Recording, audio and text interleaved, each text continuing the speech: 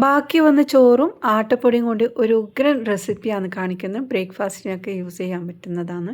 അപ്പോൾ 1 കപ്പ് ചോറ് എടുത്തിട്ടുണ്ട്. അതിലേക്ക് കുറച്ച് വെള്ളം ഒഴിച്ച് ഇതുപോലെ ഒന്ന് അടിച്ചെടുക്കാം. ഇനി വലിയൊരു പാനിലോട്ട് മാറ്റി കൊടുക്കാം. ഇത് നമ്മൾ ബാക്കി വന്ന ചോറാണ്.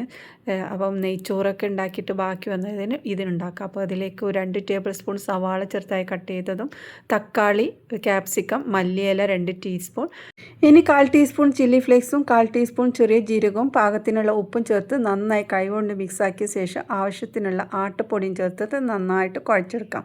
അപ്പോൾ നമ്മൾ ചോറിൽ ഉപ്പിട്ടത് കൊണ്ട് തന്നെ പിന്നെ നെയ്യിൻ്റെ ഫ്ലേവറും ഉണ്ടായതുകൊണ്ട് തന്നെ നന്നായിട്ട് ടേസ്റ്റും ഉണ്ടാവും. ഇതിൻ്റെ മുകളിലോട്ട് കുറച്ചും കൂടെ എണ്ണ ഒന്ന് തടവി കൊടുത്ത് ചെറിയ ബോൾസാക്കി നമ്മൾ ചപ്പാത്തി പലകയിൽ പൊടിയെല്ലാം ചേർത്തതിന് ശേഷം അത് കൈ വെച്ച് തന്നെ പരത്തിയെടുക്കാം. അപ്പോൾ ഇതുപോലെ പരത്തിയ ശേഷം ചൂടായ പാനിലോട്ട് ഇട്ട് നമുക്കിത് ചുട്ടെടുക്കാം. അപ്പോൾ ചുടുന്ന സമയത്ത് ഇതിലോട്ട് കുറച്ചും കൂടെ നെയ്യ് ഇട്ട് കഴിഞ്ഞാൽ നല്ല ടേസ്റ്റ് ആയിരിക്കും. ഇതിലേക്ക് വേറെ കറിയൊന്നും ആവശ്യമില്ല.